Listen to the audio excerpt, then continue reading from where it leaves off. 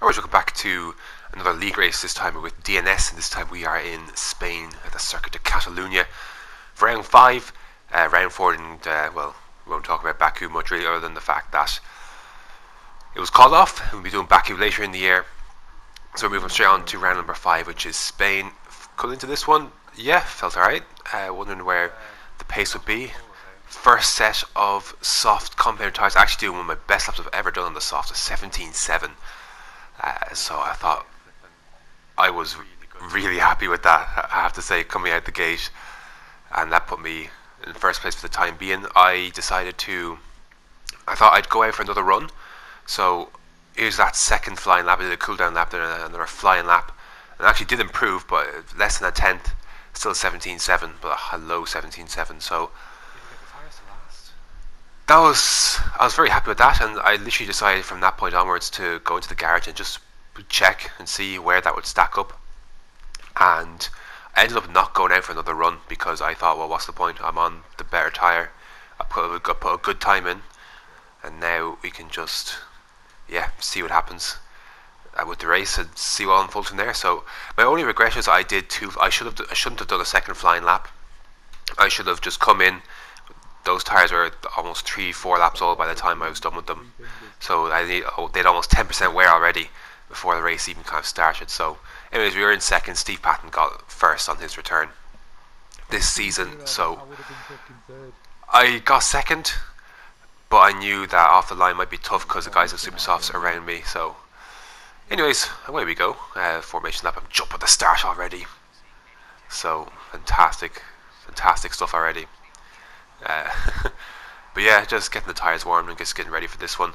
I knew that these guys in the Super Softs, Steve and Trench, I knew that they might be quicker for a few laps, but like Australia, the tyre would come to me in the end. So I knew that I just had to be patient and see what happens.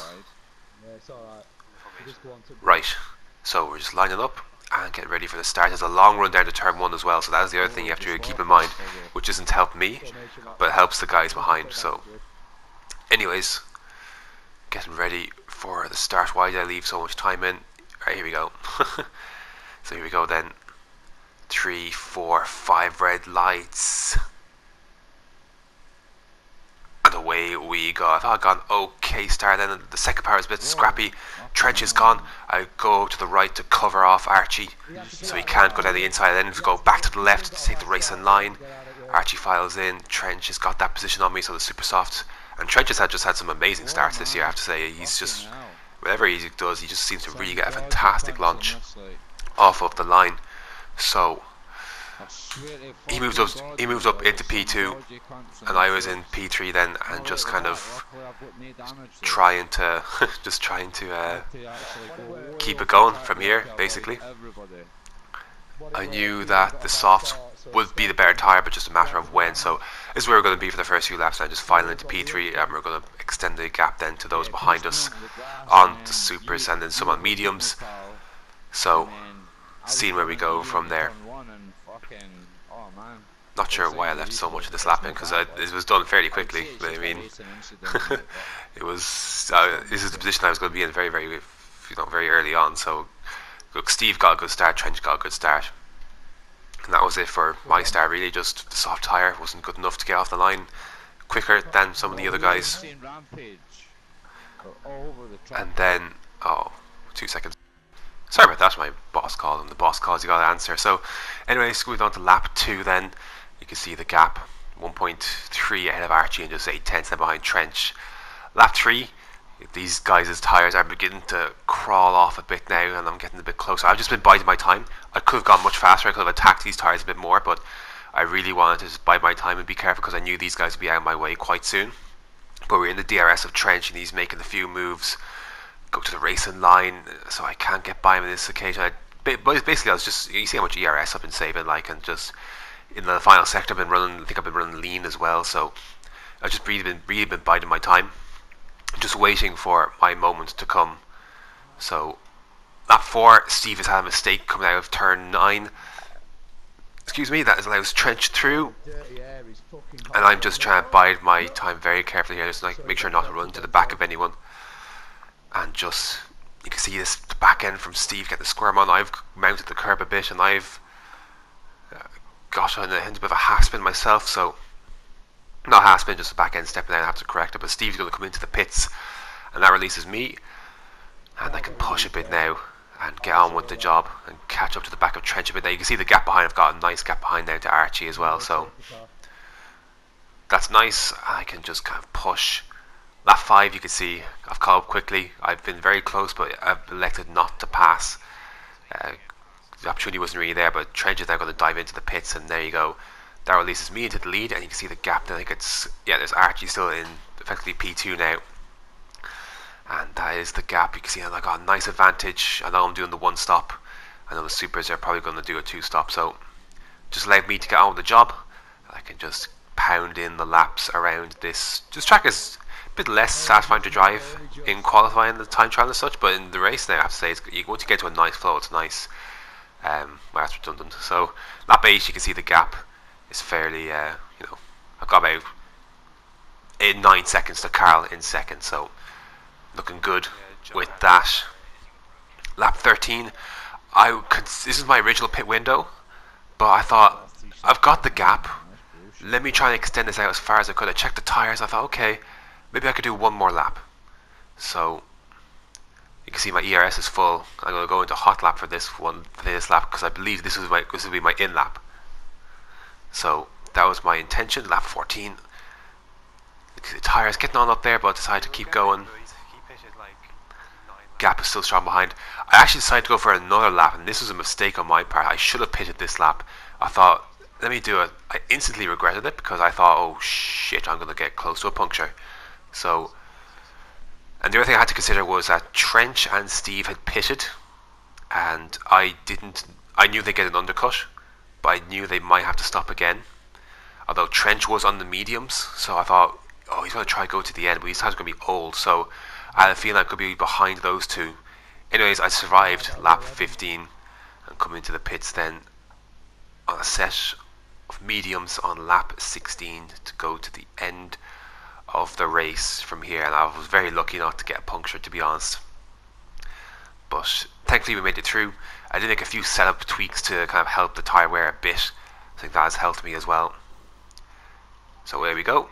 Carl will go through. He's on mediums. Got yet to pit. Steve's on softs. He'll have to pit again, and that just leaves Trench. You can see the McLaren there coming out of the pits. There he is.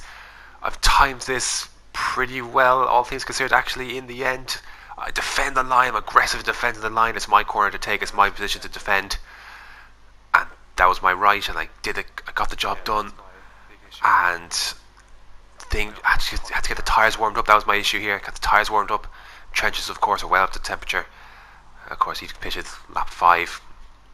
And you can see a bit of a squirm.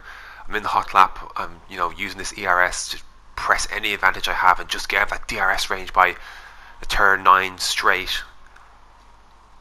You can see we're getting close to it now. These are getting up to temperature.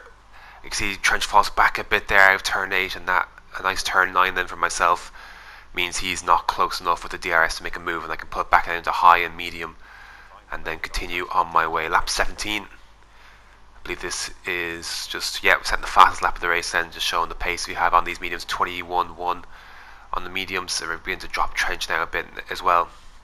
So first full lap, looking good on those tyres. Lap 18, another fastest lap. Head on to lap 19, another fastest lap by me.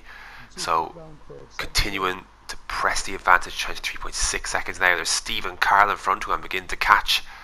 Of course, both have to make a pit stop, so just conscious of that. Lap 20, I've caught to the back of these two now.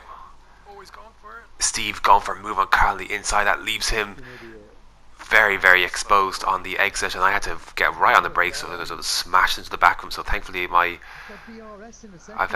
brain was on alert, and I decided not to throw one down the inside here because it would have been foolish. Just waited for the DRS. But actually, they're going to both help me out here, Carl and Steve. They're going to both pit this lap, and that frees me to run into the lead of the race, and then Trench behind. would move into second. There he is. But it's only temporary second because Trench is going to pit. Swear to God. So I thought Trench might have gone to the end on those mediums, but he decided to pit, and that left me basically a very lonely race out the front. And that pretty much, well, once Trench came in, Steve moved up into second eventually after Carl had a spin. Not a spin, but he had a moment off one of the curbs. But that left him around 20 odd seconds behind, did Steve. So that was basically it, really. Why did they leave so much in? So basically the only thing worth mentioning is like here, lap 32, beginning of the final lap, I set my fastest lap of the race with a 20.9, so his medium still felt good. Obviously I lose a bit of fuel there near the end, but I've got a few seconds to to use to get back into the green. So that was it. Like, that was the race. The start was just about being patient, biding my time, not playing the long game, not rushing into any moves, even on guys whose tires were a bit shot. Just playing the patient game. The pace was there, and that's a race win. Very happy with that, especially after having the race robbed from me in China with the safety car, and then obviously everything that happened in Baku then, which we didn't actually have in the end. So anyways, happy days. Delighted to take the race win. I have no idea. I haven't done the standings yet or anything like that, so I have no idea what the actual gap is at the top. But that's a good day for me. A very good day for me, actually. So yeah, lift that trophy. Yeah. So happy enough then. It was look, the race and actually when you overtakes. In fact, I ended up losing more positions than on track than actually overtaking on track. Because I lost position to Trench at the beginning. I didn't actually overtake anyone really, other than the pit stops. That was where that came from. I was just biding my time. Just had to be patient, knowing that they would have to make their stops, and more than likely make it to the second stop as well because they chose the super softs. So you just play to the advantage you have, and there you go. Won by 19 seconds in the end. Just one warning, not a penalty to be had. See there, this track took a few casualties, especially going down of turn 9 and down the straight of turn 10. But yeah, that was a good race for me, anyways, and a much cleaner race it looked like from the rest of the grid as well. So that was good to see, because we wanted to crack down on first lap nonsense, and I think we managed to do that. Well, people play ball, but anyways, that's going to do it for round number 5 of round number 4, I guess, technically, of DNS, because Baku didn't happen. Baku will happen later. So round number 4 of DNS. Next up is Monaco. Ooh, Monaco, that should be fun. So anyways, that's then. But until next time, a very happy win from Spain.